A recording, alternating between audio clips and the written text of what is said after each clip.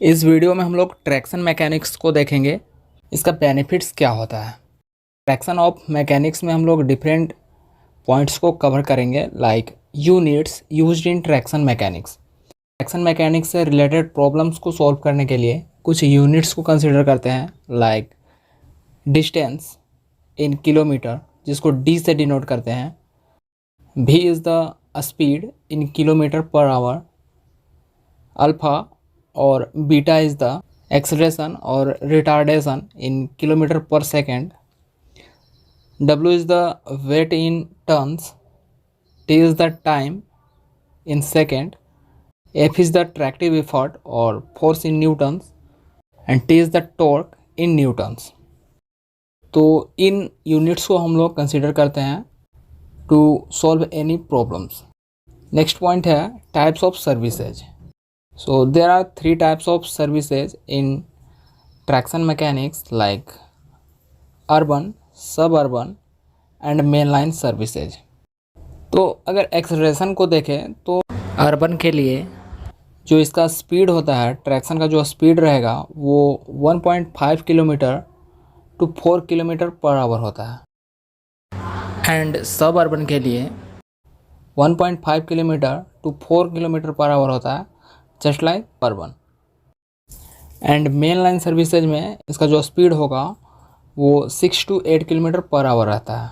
Retardation को अगर देखें तो अर्बन के लिए इसका जो स्पीड है वो 3 टू 4 किलोमीटर पर आवर होता है, सब अर्बन के लिए 3 टू 4 किलोमीटर पर आवर होता है, एंड मेन लाइन सर्विसेज के लिए 1.5 किलोमीटर पर आवर होता है।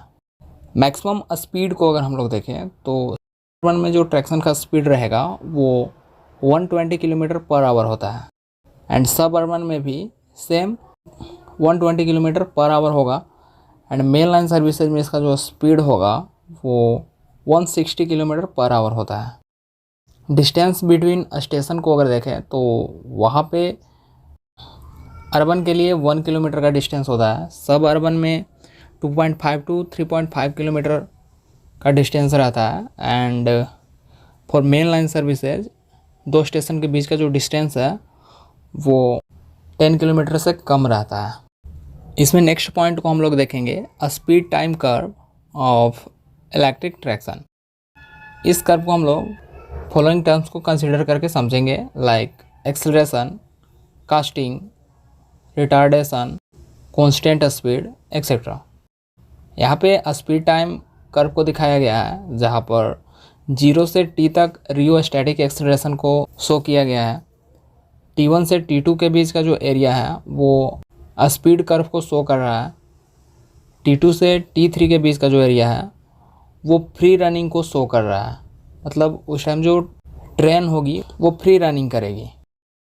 And area between C to D is showing the costing.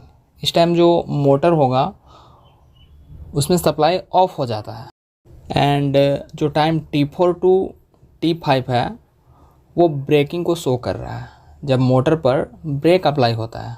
So this is about the traction mechanics. Electric traction में DC system का use करना चाहिए या फिर एसी सिस्टम का, इस पर मैंने कंपैरिजन चार्ट दिखाया है।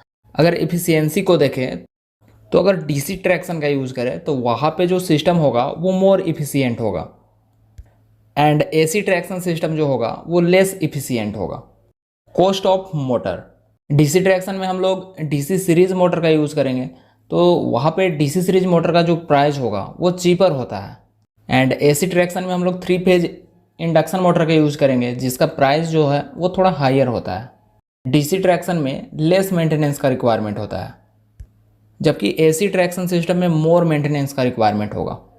Speed control, DC series motor में क्या होता है कि इसका जो स्पीड कंट्रोल है वो लिमिटेड रहता है, जबकि एसी ट्रैक्शन में 3 फेज इंडक्शन मोटर का हम लोग यूज़ कर रहे हैं तो उसका जो स्पीड कंट्रोल है तो वहाँ पे स्पीड कंट्रोल जो है वो वाइड रेंज तक पॉसिबल होता है। Cost of system, DC traction का ओवरऑल कॉस्ट अगर हम लोग देखते हैं तो वो कम रहता है, एंड एसी ट्रैक्शन का ओवरऑल कॉस्ट जो होता है वो डीसी ट्रैक्शन के कंपेरिजन में ज़्यादा रहता है।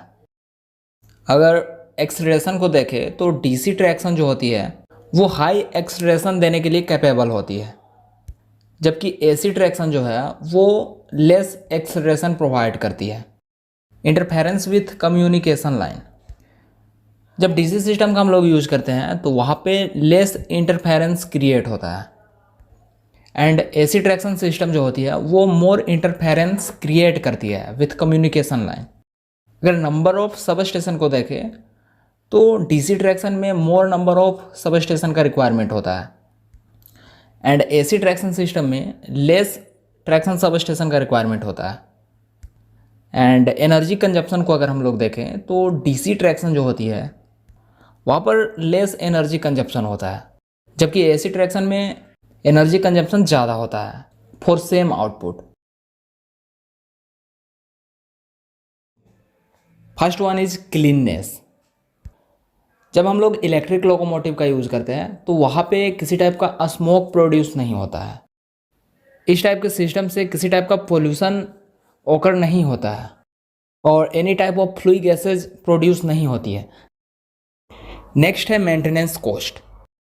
इसका जो मेंटेनेंस कॉस्ट है वो ओनली 50% होता है कंपेयर टू स्टीम लोकोमोटिव और डीजल लोकोमोटिव, एंड इसका मेंटेनेंस टाइम भी बहुत कम होता है। नेक्स्ट है स्टार्टिंग टाइम।